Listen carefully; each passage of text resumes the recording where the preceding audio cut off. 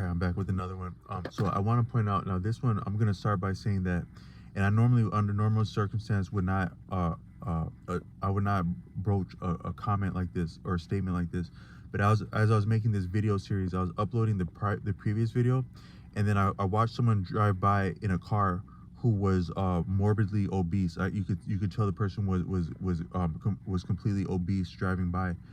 And one is that no one is, I think that the most ugly thing in life, even beyond outright like exchanging blows, is violence, is judgment. Because judgment is it really informs most other violence. Because a lot of violence, it takes the standpoint of looking at another person as less than human, or less than a being, less than dignified, in order to do violence. Because something about humans, we engage one another as a form of a relationship. We're deeply communal, even in things that are beautiful and things that are violent. So I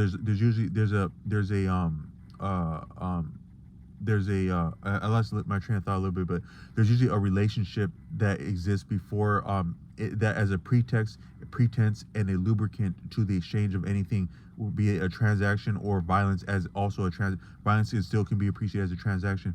A lot of times, if a person were to ask you a question is a lot more aggressive than most people would think. A question is very aggressive.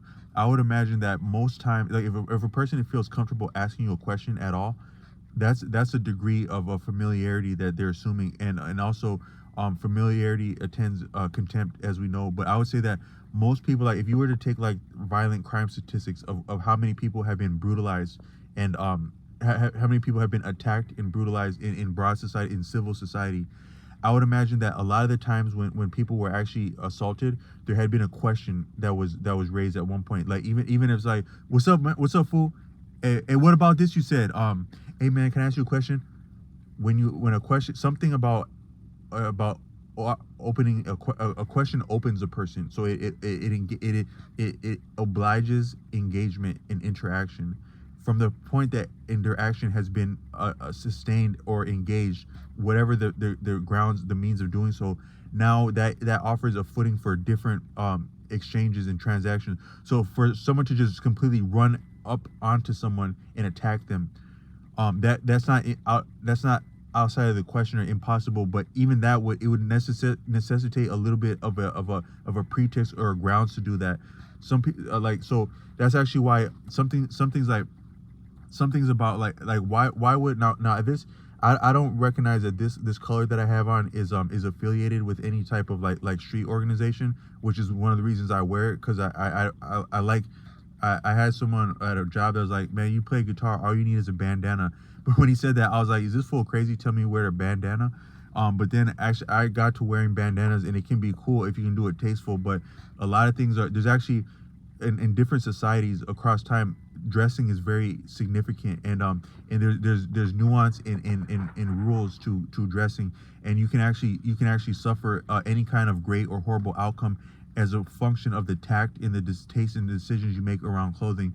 But some of what would make something like a bandana as prominent within the culture, the subculture of like street lifestyles, is because just the nature of it is that, one is that it's not entirely utilitarian. It doesn't serve like a real purpose like other clothing would. So for me it does, because it keeps the braids from contacting whatever hat I have on, or like if I was sleeping. So it's like the old-fashioned form of a do-rag. It would be like a bandana from that standpoint.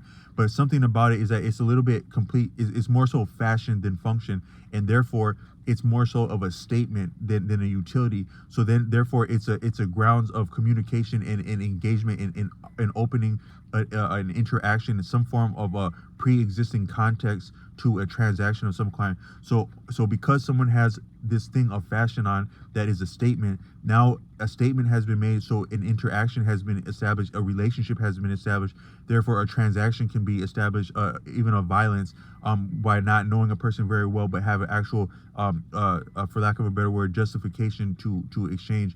And it's something about human beings, we need rationalization, because we are comprised of a conscience. We are possessed of a conscience. and how we engage something, we somehow on a subliminal level appreciate that how we interact with something, go about something, and go past something, the grounds and the interaction relationship has to do with how we can sustain that. I've been violent a couple times in my life. I felt that it was self-defense at the time, but how it's still, every time I have been violent in my life, it's still with me to this day.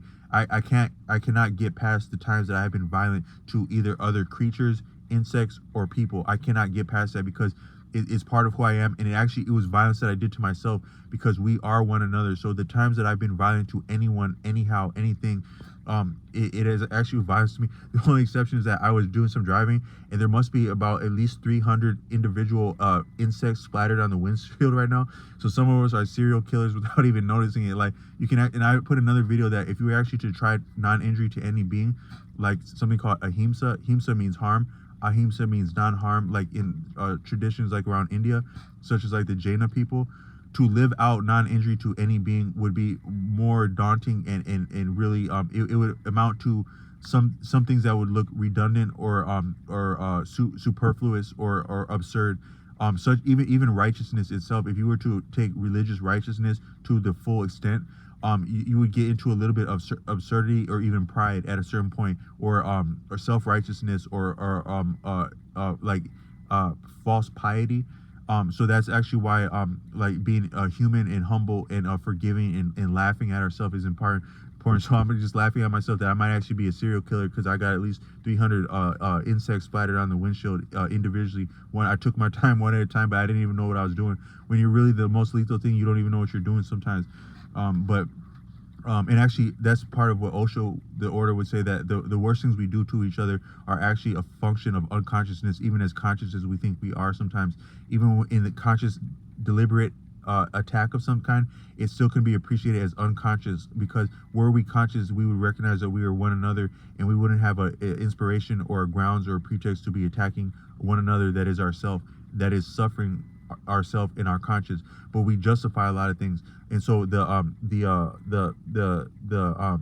why some things like a bandana might go back in history to like subcultures around like street life and violence, as some of the communication that's going on with it.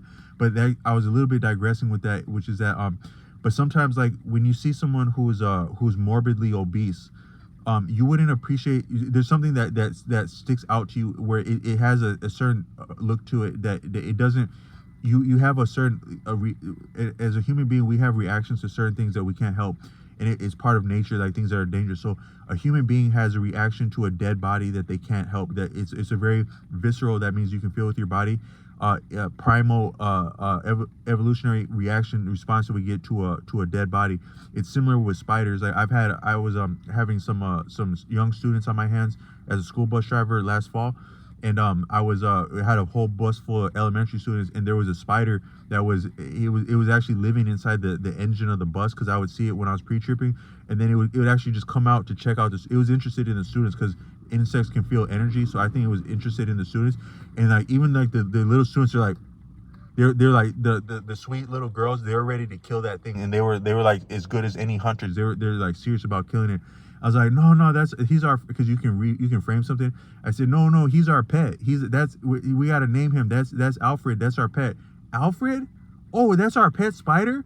Oh, and then I was having to switch buses because like this bus was having a lot of issues. And they're like, is Alfred in this bus? Where's Alfred today? So you can frame anything. And that was actually teachable, that we don't have to be hurting things. But spiders is another one, snakes is another one, and I would say even more, obesity is another one. And I think that a lot of people wouldn't appreciate obesity as a form of violence, both violence to oneself in over consuming, but also a society or a group that would support a person, bolster a person, encourage a person to overfeed themselves, that is harm themselves in a very deep way. So it's very violent. When you see someone that's obese, it's similar to seeing like a dead body. And I don't mean to be rude with this, but it's similar to seeing a dead body, and it actually would constitute a form of violence that has taken place, whether that person's self-conscious, image and self-esteem had been injured, whether they were taught poor habits around eating, which could be like maybe neglect or even abuse. But there's some form of violence that has taken place when a person is morbidly obese. That's a combination of their own decisions and others that's very significant. I want to talk about that.